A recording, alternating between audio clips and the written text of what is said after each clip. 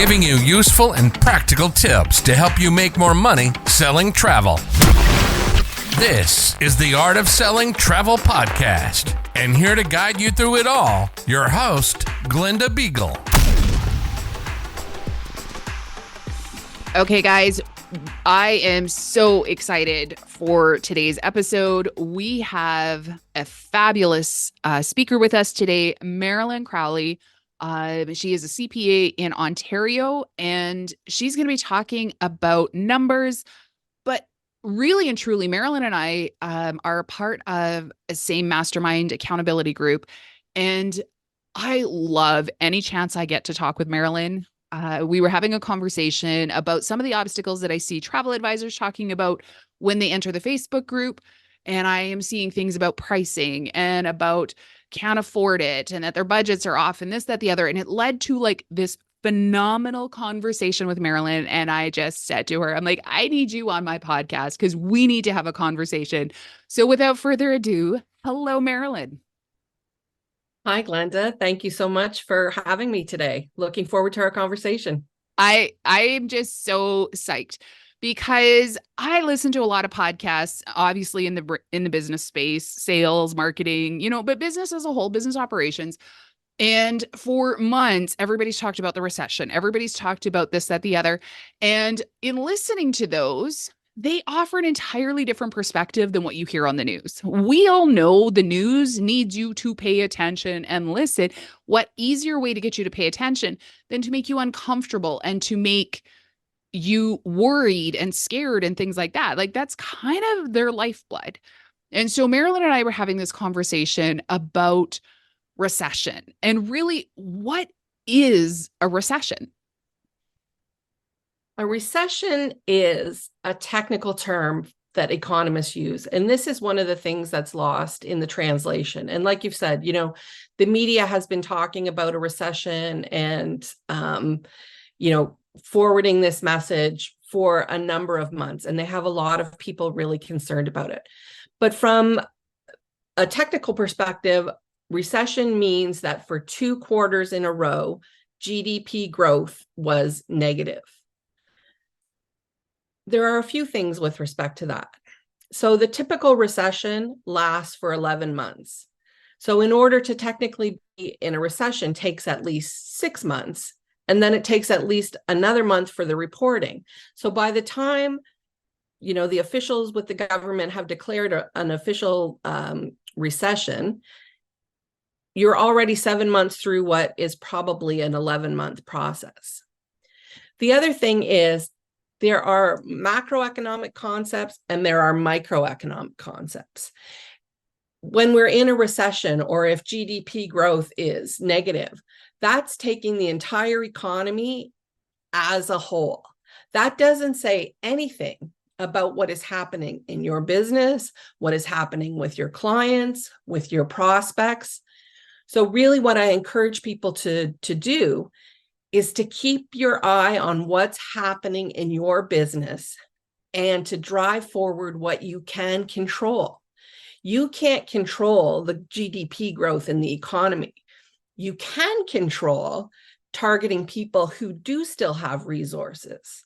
When we were having our conversation, one of the things that I shared with you was during the last big recession, 2008, 2009, I was working in an industry and we were knocking it out of the park. So people who came and were selling to us, like we had never been so flush with cash.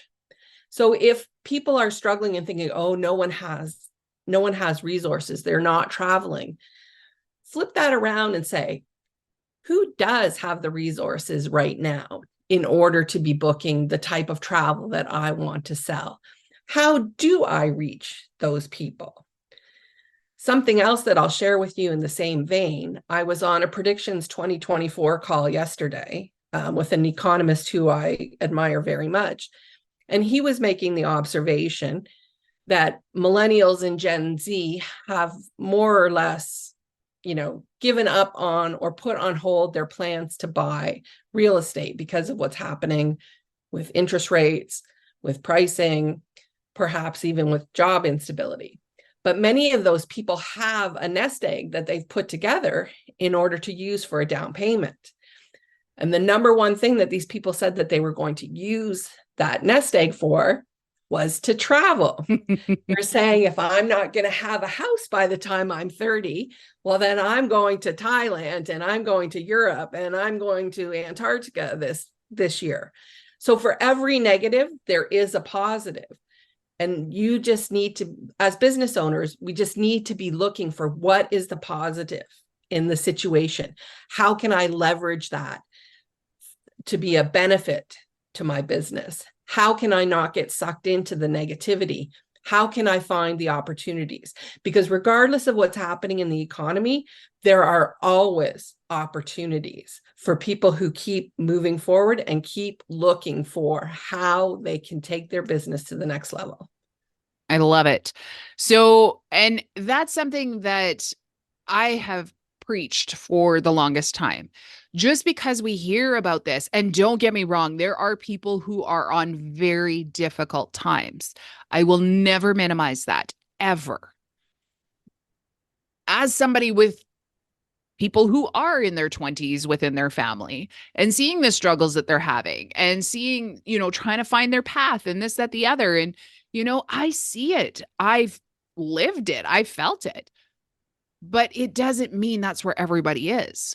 There's a lot of people in a lot of industries that are what we kind of refer to as recession proof in so many ways, because no matter what's going on in life, we still need doctors. We still need lawyers. I was like, we still need them. I'm like, oh, we just have to have them. There's accountants, there's nurses, there's teachers, there's first responders, there's all of these people. That was the one thing my husband's always said about his work, because he works in federal corrections, is that, when things get bad, he's got really good job security because more people are going to be heading behind the bars and just different things like that. And so there is a lot of people out there who have more of a recession-proof life. They also have there's a lot of people out there who have already quit working because they've retired and things like that. And they're living off the wealth that they've built over the last however many years of working. It's really important that we don't just live within our own bubble, because otherwise it allows us to make excuses. Mm-hmm. Because I hear, when people come into my Facebook group, the number one thing I hear when it comes to pricing is the price of air. And all I think is, wow. So air is, let's say, $500 a person more to Europe than it was a couple of years ago. Maybe it's $1,000 more. Are you really going to allow that to destroy and take away a 2 or 3 week vacation? Because I promise you, if you try and wait until the air comes down in another 2-3 years, you're going to pay a whole lot more than that for everything else. So instead of allowing pricing and those sorts of things to be like, oh, well, they're not going to go because of this, we need to reframe it. We need to have a different conversation altogether.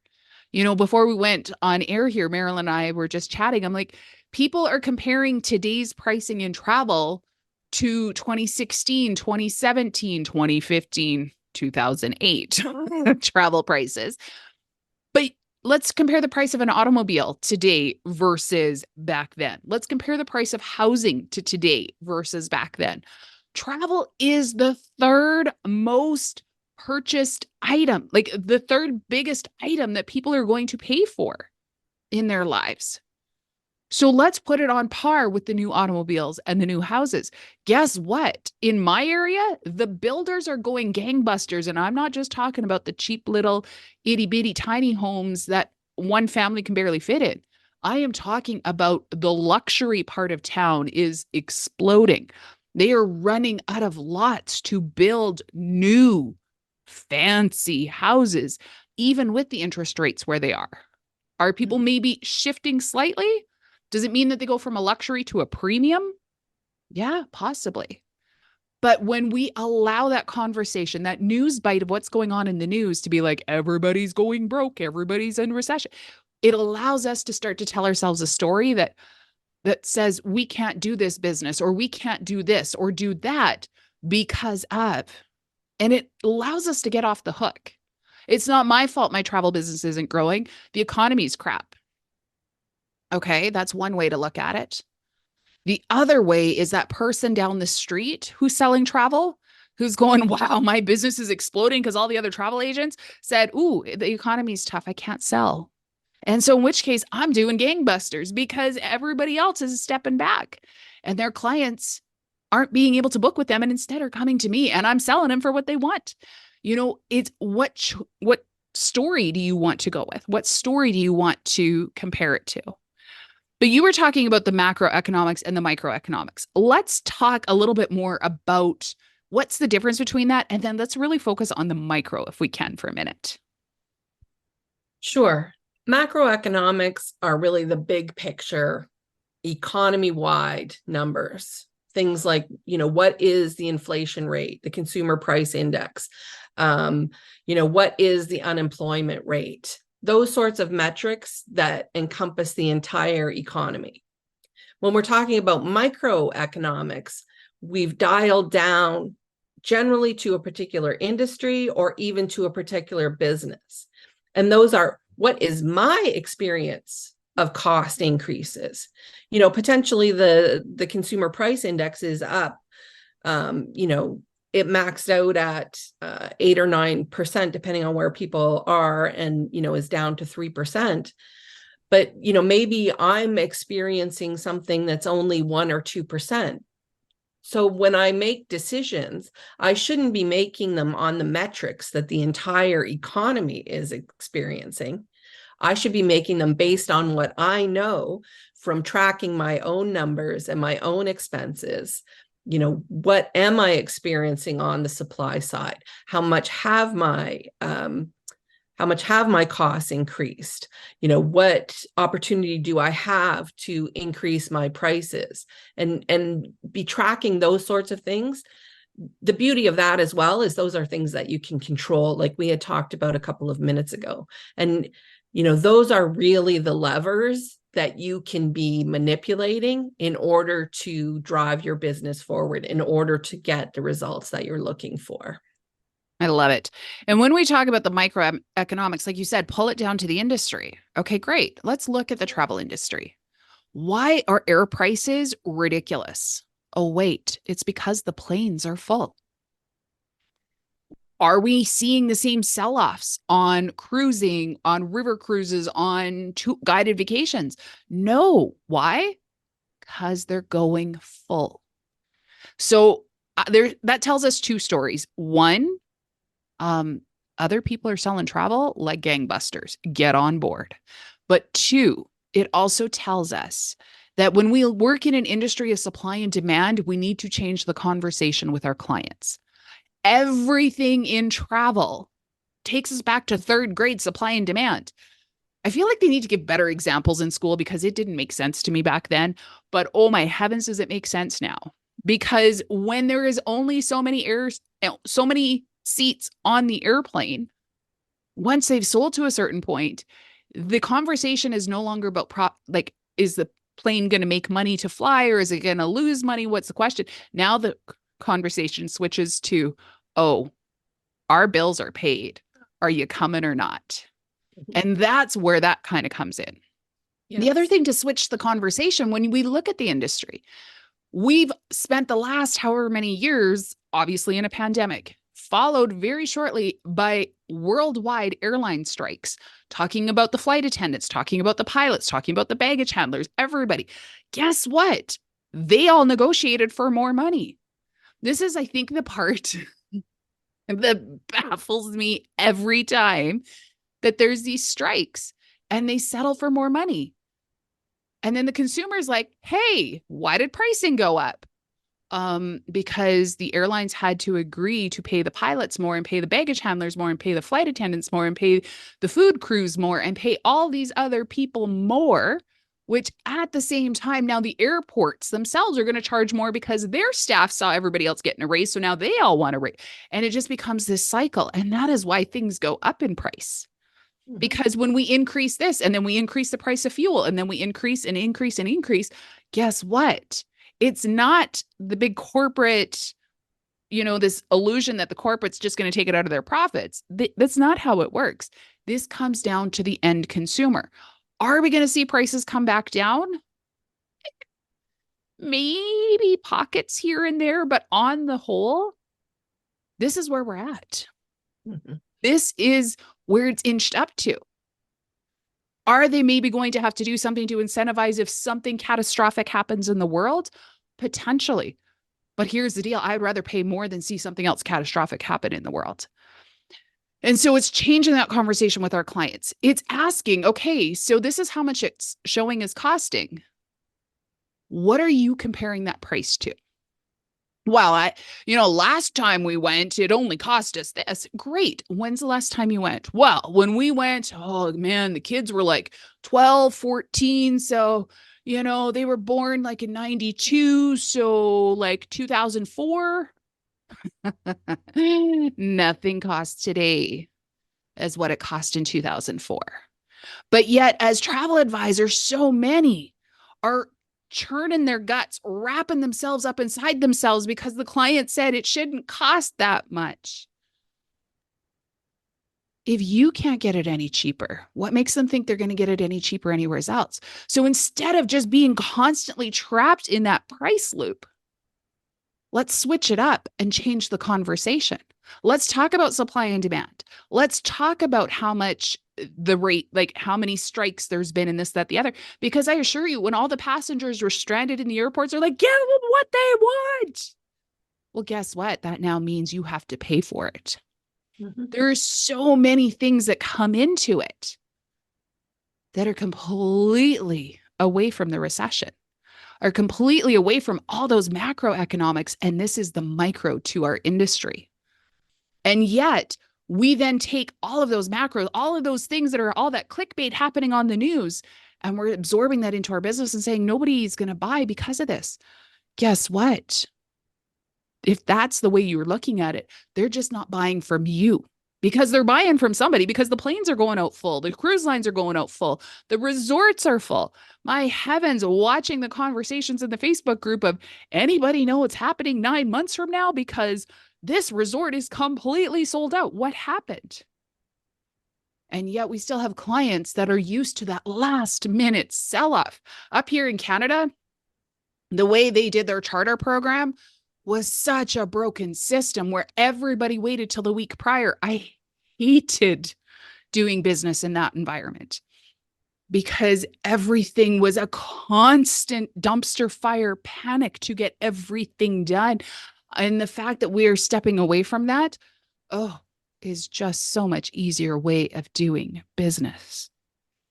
Yeah. Now, something else that, go ahead. I think that one of the things that you've touched on there is an industry that trained people to expect the price to come down. Yes. So then it was a rational decision from the consumer's perspective to say, I'm going to wait because, historically, I've learned that if I only book a week or two in advance, that I will get, a much better deal. Because like you've said, right, planes were going out, with a third of the seats empty. And certainly that's not the case now. A couple of things I'd like to interject if I could or add. I think that one of the things that happens is that business owners, and I'm sure that this is, even more pronounced in the industry such as travel, we default to this defensive position when somebody asks us about the price or, expresses, some level of questioning around the price, instead of having the conversation about the value, about the conversation around the experience. Because one of the things that we're seeing, and I think that, this was really demonstrated during the pandemic, the experiences with the people that we care about and the people that we love are, like exponentially valuable. And so if you talk to people in terms of the value that they're getting, that can change the entire conversation. Because if you say, remember the memories that you have from that trip that you took to Disney right before everything shut down, wouldn't you like that again for, your younger children or whatever? then you make price to be less of a determining factor. And they see, as you've said, the value is there. Costs have gone up. Hopefully in their situation, wages have also gone up. Experiences are invaluable. So it's a matter of having the whole picture instead of it can be all too easy to default into a defensive position when somebody says, oh, that's more than I expected. Absolutely. Absolutely. And here's the thing. Going to price is a default for so many, but yet, like you said, it creates this defense mechanism. And so I have to be honest, over the years, things have shifted in travel. Like I said, when I first started, it was all about the last minute because in Canada, almost all of the properties were sold as at-risk properties, which meant the tour operators paid for them, whether there was heads in beds or not. So they gave them away at the end. That was awful. Like, I can't tell you how miserable working in that part of it was. And then as the years went on and things started to shift, I remember having conversations with other agency owners and we'd be like, hey, so my client called and when they didn't book before, when I told them to, price has gone up. Can you believe it? Like, this is awesome. And the reason for that is we were starting to train the client to think of it differently so that they were like, oh, well, then tell me as soon as I need to book next year.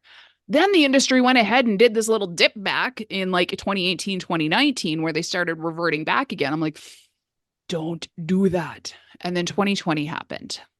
And to me, the value of travel in a post-pandemic world is massive.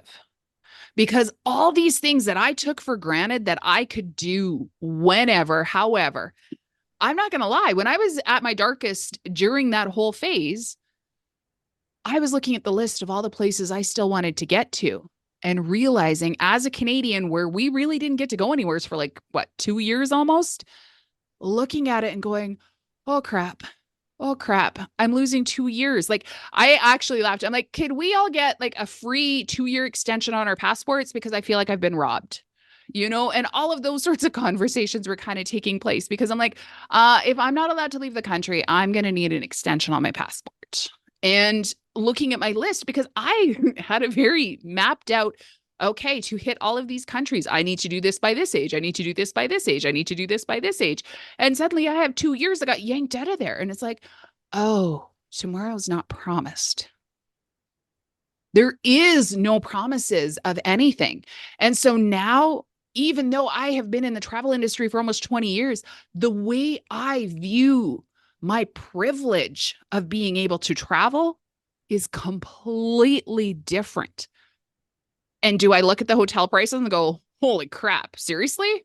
Oh, well, that's what it is, I guess. Maybe I look for a slightly lower quality. I cringe a little and then look at those. And then I'm like, oh, I guess we're paying this instead. It's coming down to the compromise.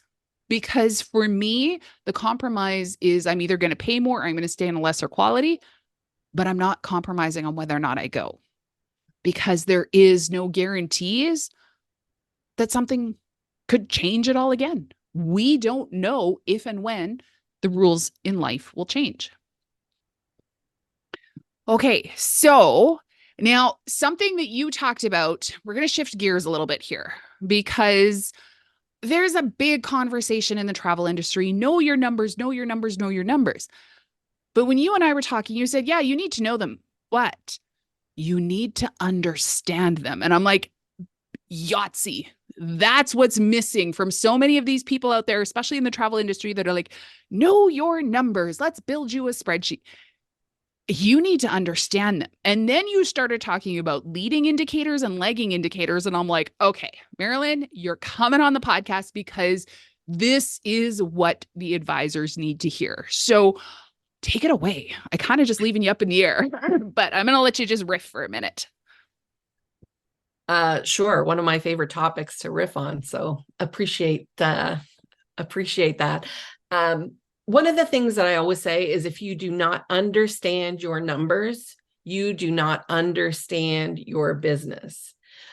The financial results are how we keep score in business. with the advent of a lot of these small business programs and people saying, know your numbers, know your numbers, know your numbers, a lot of people could tell you, what their sales were last month or last quarter, but they can't tell you the numbers that really bear on the decisions that they make in their business. For example, the margins. You can have a huge number on the top line, but if it costs you more in order to create those sales than you reaped from the actual sale itself, you're actually taking a step backwards. Or maybe you're spending all of your time promoting a particular kind of travel, but for that bucket of sales, you're losing money. Whereas over here, another stream of income is the one that's actually driving your bottom line. I used to be the CFO of a manufacturing company, and we had a very small number of clients that were driving the bottom line. We had lots of people making up the top line, but when it came to the actual results, to the profit, to the cash that was being generated by the business, it was really only coming from 4 customers. And at the end of the day, I know that it's sexy to talk about, I have a 6-figure or I have a 7-figure business, but really what it's all about, and it's even more than just profit first, it's more about how much cash am I generating from this business, which I can then decide to reinvest in my business, or I can take out for my own lifestyle, or I can invest for my future. Because really, that's what we're having a business for. So we need to make sure that we can understand those numbers so that we can get those results. What kind of life do I want to lead today for my family? What kind of investments do I want to be able to make? How much of a legacy do I want to be able to create? When would I like to exit this business? All of those things come from really understanding the numbers, from looking at that profit and loss and know what it is that you're looking at, and being able to interpret the story that those numbers are telling you. That's when it becomes really powerful. That's when you really start to drive your business forward, and you can really start moving towards the vision that you have, the reason that you created this business, what you hope to accomplish, both in terms of, positive impact on your clients' lives and their experiences, as well as positive impact and income for you and your family, your own life, and your future. We also talked a little bit, like you've said, about leading and lagging indicators. A lot of people really just look at their sales and compare it to what they had in prior periods. Or, maybe they look at the gross profit. But all of those financial results are lagging indicators. They're telling us after the fact what happened. And don't get me wrong, as we were just discussing, they're very important. But it's also important to know what are some of the leading indicators that will give you a crystal ball look into what you can expect, and coming up with what those are for your business. As an example, maybe you find that when you communicate with your existing clientele, if you make 10 calls a week to your previous clients, or if you send out an email every week to your previous clients, you can track that to sales happening in the next month or 2 months or 3 months. And you can see that if I don't go that extra step, and if I don't make those calls, or if I don't show up on social media and share some of the incredible experiences and the incredible photos that I have with my audience, then I can see that that doesn't translate into sales. So what is, if I track those leading indicators, those things that I do first, and then down the line track into positive financial results, if I don't continue those efforts, then I know that, 3 months or 6 months down the line, I'm going to pay a price for that, in terms of less sales than I would have had otherwise. And, I really encourage people to come up with a mix of what are those leading indicators, the things that I do that I know will have positive results. And then having also those lagging indicators. What metrics in my business do I really want to keep track of? Because they give me the information that I need in order to make decisions to improve my business, to improve its results, to improve the efficiency that I experience while I'm, serving my clients. I love it, because I totally agree. Everybody talks about your sales. It talks about all of this, and it might even talk about, let's future forecast your sales. But what are you going to do?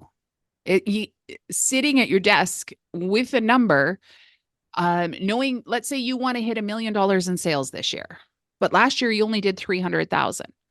I'm not saying it can't be done. In fact, I'm saying it can totally be done. But what you did last year isn't going to get you to $1 million this year. So what are you going to do? When you look back at what worked, what can you take from what's already happened to put into action going forward? So like you said, if you know that when you pick up the call or pick up the phone and call a previous client to check in with them to see, what are they thinking in going forward? That, let's say 4 out of every 10 calls are like, oh, I'm so glad you called. I totally lost your contact information. I was just thinking I want to do this or that. Now you know that it takes this many of your past clients to be called or to be emailed or to have a conversation with in some way or another to stimulate this many sales. But yet, if we just sit at our desk going, where did everybody go? Or worse yet, they're not traveling because nobody can afford to right now. It allows us to kind of stay in that same pattern that we've always been in. Those leading indicators are going to be those action steps that you're like, okay, each week I need to do this. I need to check those off my list so that when we come and we're able to look at the lagging indicators, we can go, oh, that worked. But the other thing we talked about a couple of weeks ago when we were chatting is that sometimes when we're talking about the lagging indicators, people are looking at them so far past when they took place that the data is not even going to give you a fair statement because, again, it might be 6-9 months down the road. Well, it takes a while to turn that ship around when you've kind of stalled it out. Like, you've got to keep the momentum going. It's not just enough to have motivation to do something. You got to have momentum for that action to start moving again.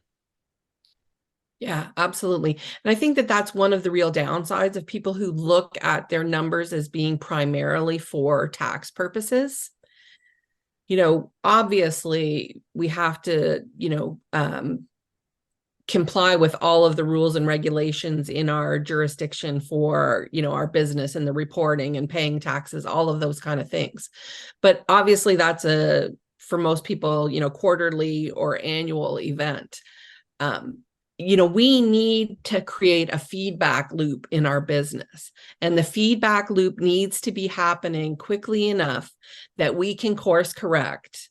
We can see what's going right and what had a positive impact and what seems to be getting off track and, needs to be, adjusted, put back between the lines, whatever the scenario is.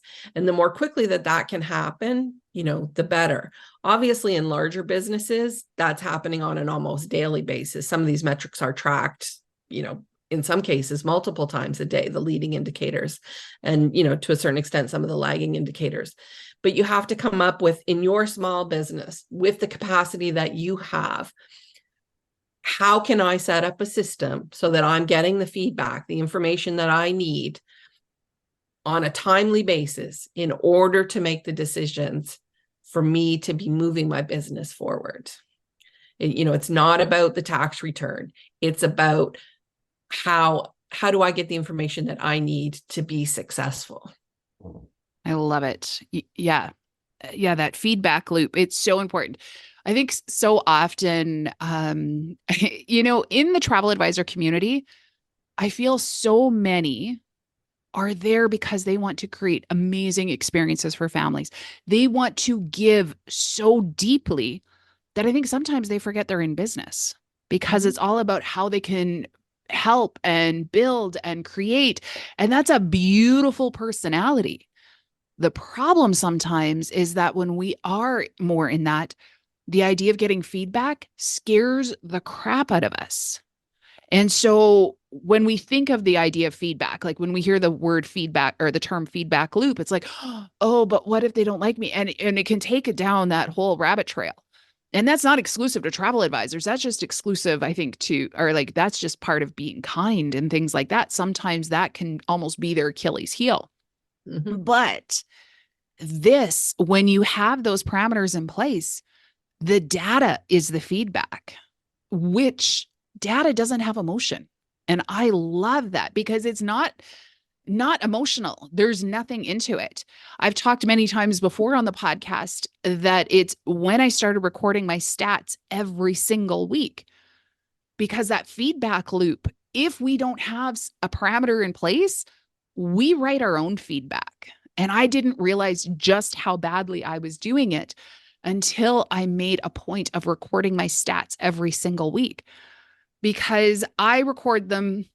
Started off, I was recording on Monday. Now I record on Sunday.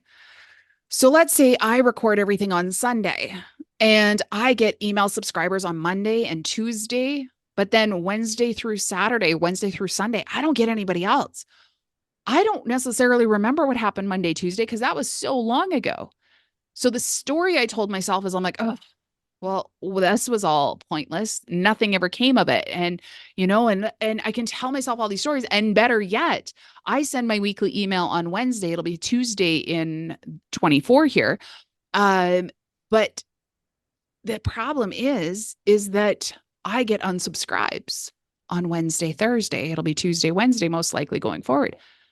What's the story that was in my head? I remember unsubscribes because I go in and I remove them out of my system. Not that I'm scared of unsubscribes, but that was the feed loop, or that was the feedback that was in my own mind.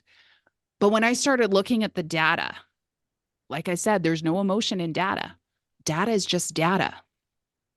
I would start going, oh, wait, just because one person unsubscribed, I missed that 27 new people came in. Oh, wow. I increased my overall list by 26 people. Holy freaking crap. And so now the feedback loops change from, oh, you got one unsubscribed to holy crap, you got 27 new. So you got a net growth of 26.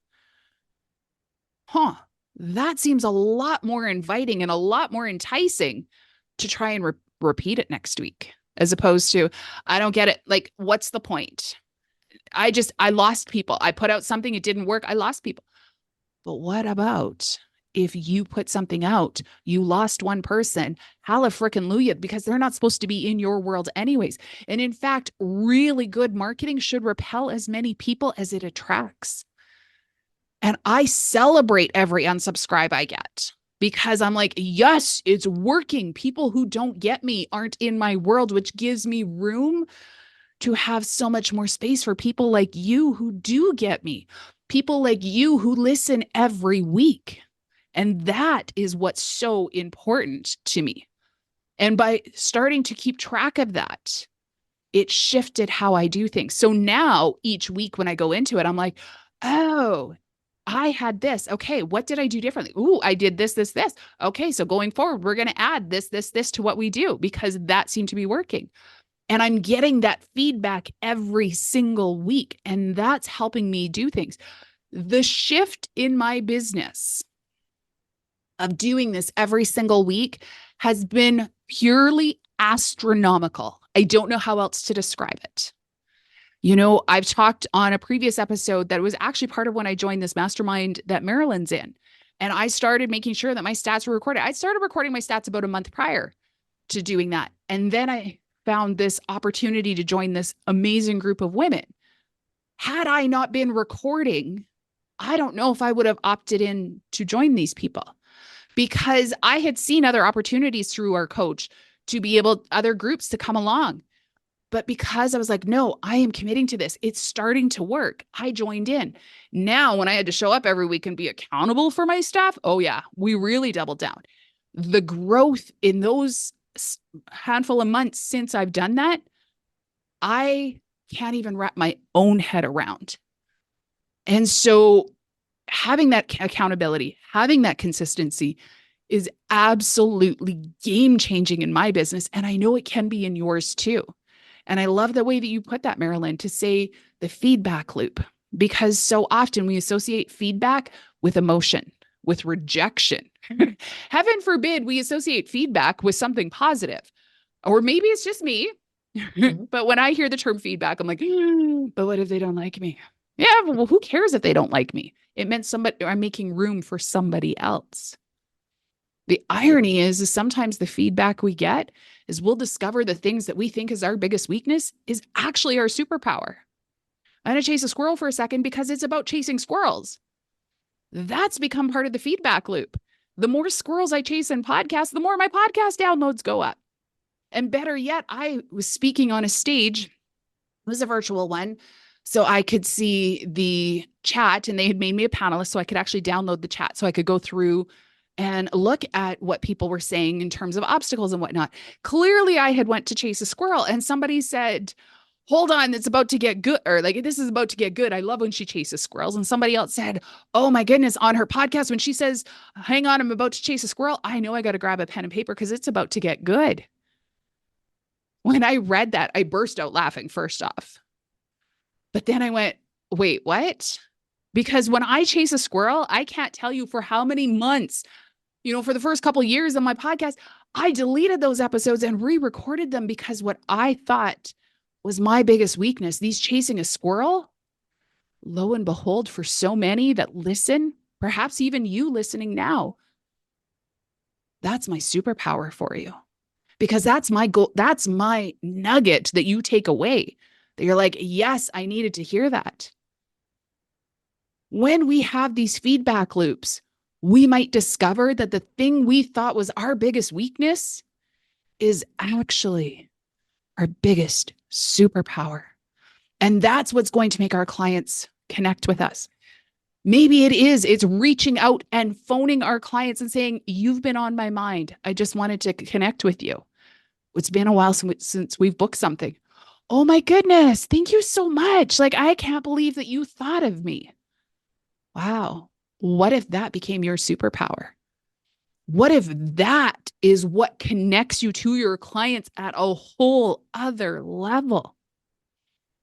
If you don't pay attention to the feedback and be open to accepting it, good, bad, or otherwise, your business isn't going to grow.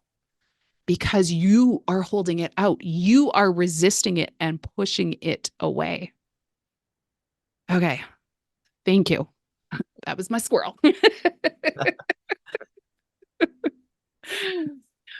Okay. So one of the other things that you said, and I really want to emphasize here, when we were talking a couple of weeks ago, and you talked about entrepreneurship and how crucial it was for wealth building for families over having a job. I would love to just touch on that again, because I love the way that you talked about that and why people should want to grow their business and why it needs to be healthy. Mm-hmm. Yeah. I mean, the reality of the situation is that having a successful business is one of the best ways to build wealth for ourselves, for our children, for the future legacy. I mean, if we look at a job situation, number one, we're depending on one employer. They could make a decision tomorrow that makes your position obsolete and your income could go down to zero. Even if that doesn't happen, we know that raises and promotions are going to be limited in terms of, the return that they bring to us. Maybe you're going to get a 5% raise each year, or maybe you're going to get a promotion and that's actually going to bring you another, $10,000 per year. But, overall, by and large, I mean, those are fairly limited. But if you look at creating a small business that solves a problem or, creates an experience for people, then the growth can be exponential. I mean, whatever your vision is, you can bring that into reality. You can create something that goes from 50,000 to 100,000 to 500,000 to $1 million and beyond. And just think of the impact that that has in terms of what you're able to create in your own life, what you're able to create for the lifestyle that you would like to live, what you're able to create in terms of building an investment portfolio that will, continue to create returns for you, for your family, for your future. There's almost no other opportunity that compares to that. I mean, the other thing is, if you structure your business right, then at the end of the day, when you said, it's time for me to retire, or it's time for me to do something different, you've got a saleable asset. And if you have created a growing, profitable business, the return on that can be far beyond almost anything else that you could create in the current circumstances in our economy. And, people lose sight of that. And all of those impacts just get layered on each other so that they just have a larger and larger and larger effect. And, you look at someone who is, putting one foot in front of the other in terms of their business. And, and it really is about momentum. You brought that word up a few minutes ago. And we can see, sometimes in the early years, it's hard to see that that's going to be the trajectory of all of this hard work, of what you're trying to create. But if we just keep going forward, we get that feedback loop going, we make those adjustments, we keep the vision and we keep moving towards it, then eventually they'll start building on each other, building on each other, building on each other. And the returns that we can see, like I've said, the lifestyle that we can create far beyond anything that almost any wage earner is able to experience. I love it. Love it, love it, love it. I can't think of a better way to kick off 2024 than to leave that right there. Thank you so much, Marilyn, for coming and joining me on the podcast. If anybody wants to connect with you, where can they find you? I'm on Instagram at Marilyn J. Crowley, or my website is marilyncrowley.com. And I definitely hope that this has been of value to you and to your audience. And I thank you so much for the opportunity to have this conversation. Obviously, near and dear to my heart to discuss these issues that have such an impact on small business owners. Love it. Thank you so much, Marilyn. Definitely check out the show notes in the episode listed here. And I can't wait to hear how your 2024 is going to shape up. If you're catching this within the week that we are the episode's live, go to artofsellingtravel.com/2024. You get a last chance to join Epic Growth 2024. I can't wait to work with you. We're going to work on getting your leading indicators, your lagging indicators. We're going to be talking about feedback loops and all of the amazing things that Marilyn has chatted about here today. But also go check her out. She's pretty fabulous. I am so lucky to have come into a group with Marilyn. And I can't thank you enough, Marilyn, for sharing your time with my audience. I know the travel advisors got lots out of it. And until next time, guys, happy selling. We'll catch you next time.